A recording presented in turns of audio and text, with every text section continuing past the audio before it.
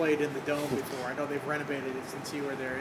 Any advice you can give the players on what to expect in a kind of a different environment? Our guys are aware of the type of environment that they're going in, but we know how important it is to prepare anytime we go out on the road. This place is different, and they know that, but they also are focused on the task at hand, and we know we can only control what we can control.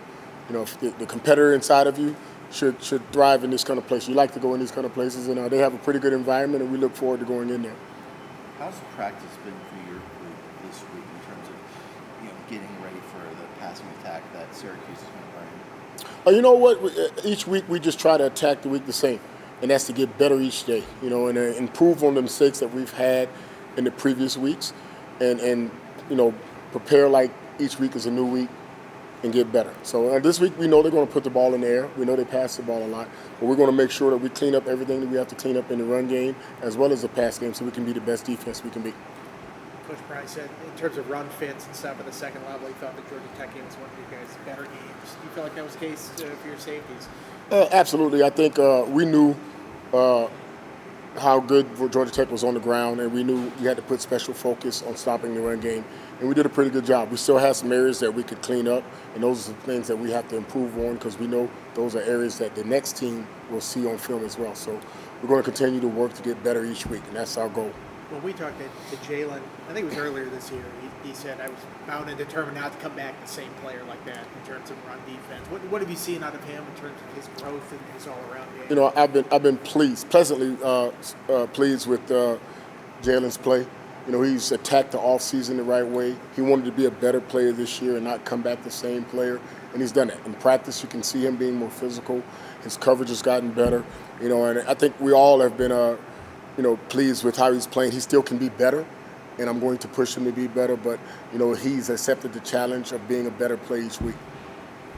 What about with Quentin Reddish, true freshman, stepping up in that role? What have you liked from him so far? Anytime you put a true freshman out there, it's going to be a learning curve. This is a different level of football. This is big-time college football. He's accepted the challenge, and he has a lot of growing to still do, but we understand that, and it's our job to put him in position and prepare him to go out there and not be unprepared. And he's done a great job. We've thrown him out there. He's made mistakes, but each week he continues to get better just like everyone else. And, I'm going to push him. He's young. He has a lot to learn, but I'm going to push him, and I'm excited about his future. Back-to-back years with him and Mose, having to play a couple hundred snaps early. How valuable is that, maybe not early on, but just to get them that experience so early on? Well, in a game that's full of attrition, it's valuable that we prepare all of our players to be ready to step up when their number is called. It was valuable for him to be here as an early enrollee and get those reps in the spring, which put him a little bit forward ahead of other guys in his situation coming in as a true freshman. And you forget that he's a true freshman because he's been here that long, but that learning curve that he's had in the spring has helped him be a better player this fall. Syracuse does a good job of spreading out where it throws the ball in terms of short, medium, long.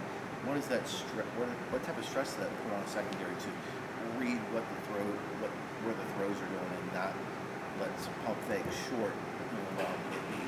Well, anytime you go up against a fine-tuned passing game like they have in Syracuse, one as prolific as theirs, it's going to put stress on your defense. It's going to put you in run-pass conflicts. Your pass rush and your coverage has to go hand in hand.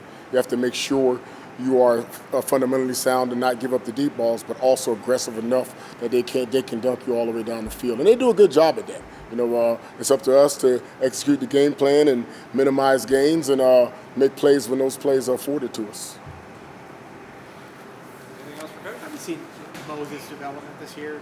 Second time around, seeing things for a second time? Moses has become a really good vocal leader for us. He commands the defense. He's controlling the whole entire side of the defense vocally and getting guys aligned. He's playing with a ton of confidence. And just like everyone else in that room, he makes mistakes. But we are continuing to put and invest in him so he can be the leader that he needs to be for this defense. He's accepted that challenge, and I'm going to push him, and he's going to get better and better and better each week. Was he, I know as a true freshman, you're maybe not that guy initially. Is that what you see from players once they've been on the field a little bit, that they come out of their shell and play a little bit? The learning curve for freshmen are all going to be different. Some freshmen are going to come in ready to play, have an ability to help us right away, and some freshmen are going to need more developing. And we get to see that. You know, we put them in situations that make sure that we don't go too fast and put him in a situation he's not prepared for. But we also allow our guys to help us when they're ready. And both Mose last year and Quentin this year have prepared enough and been here enough and did enough that we feel comfortable with those guys going out and helping us. And they still have room to grow. We all still have room to grow, but they work hard. You know, I trust those guys. That's why they're on the field.